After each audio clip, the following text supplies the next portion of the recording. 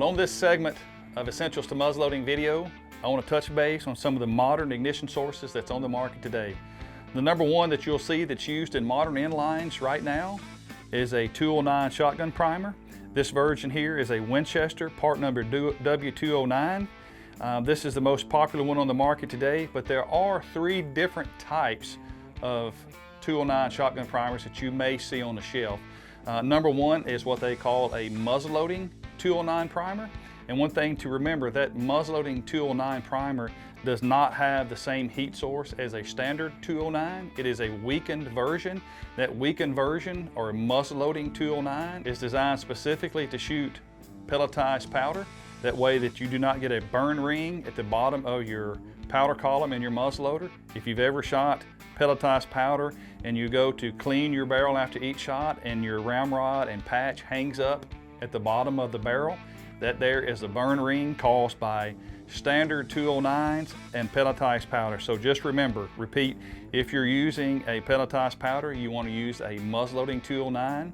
So outside the muzzleloading 209 and the standard 209, you have a Magnum version. In our experiences, a Magnum 209 is a bit too hot. And what typically happens is, because it is so hot, that it's a bit abusive and will actually dislodge or push the powder and the projectile forward in your barrel before it actually ignites the powder. With that, you will have inconsistent chamber pressures, which will result in accuracy downrange not being as good as you would like. So if you're shooting a loose powder, you want to shoot a standard 209. If you're shooting pelletized powder, you want to shoot a muzzleloading 209. And just like everything that we touched today, from the phone you guys are using or to the camera that I'm looking at here right now, everything advances with modern technology. And as we work our way forward in the lineup, we want to talk about large rifle primer. In some of the muzzleloaders that we manufacture today, we're using a large rifle primer. And what we have found over time of testing between 209s and large rifles, that the large rifle primer, even though it is a much smaller primer by looking at it, it actually has the same heat source and high heat as a 209, so you'll get a very clean and very fast lock time or ignition. But what we've also found out is even though it has the same heat as a 209, it's less abusive. So actually we get a more accurate end range or end result with a large rifle primer.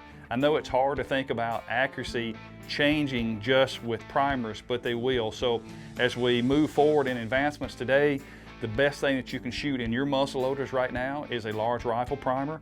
And in our muzzleloaders, our break open designs, which is our Wolf, our Optima, and our Acura, we build a specific breech plug design. It's called a VeriFlame conversion kit, which is this guy right here. We build it specifically for running the large rifle primers in an adapter we call a VeriFlame.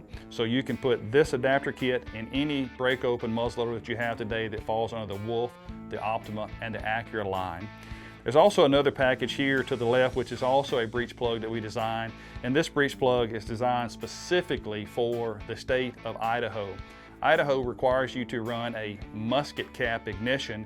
We call that our Northwest conversion kit in this setup here. That the breech plug is still a quick removable breech plug, or a QRBP, but it has holes in the side of it, which makes it an open breech, quote unquote open breech system. So you have to run that in Idaho, and you also have to run a musket cap. And if you don't understand what a musket cap is, we'll kind of give you a heat source scenario. A large rifle primer and a 209 primer is at the top end of your heat. The musket cap is kind of middle of the road, which typically a musket cap is designed to shoot loose powder because it doesn't take as much heat to ignite loose powder as it does a pelletized form. And then on the bottom of the scale, something that I do not have here, but we also don't use in modern muzzleloading, is a percussion cap. And if you don't know what a percussion cap is, if you think about the Daniel Boone guns of the day that has the actual side hammer that you cock on the side, that gun actually uses a number 11 percussion cap. Not something that I have here today because it's not modern, but it is an ignition source. So in heat source, you have a number 11 percussion cap, a 209 shotgun primer, and then lastly, the large rifle primer, which again is the most advanced ignition source on the market today. But this here kind of concludes the ignition sources that you will face as a muzzleloader hunter. For anything else muzzleloading, CVA, go to CVA.com.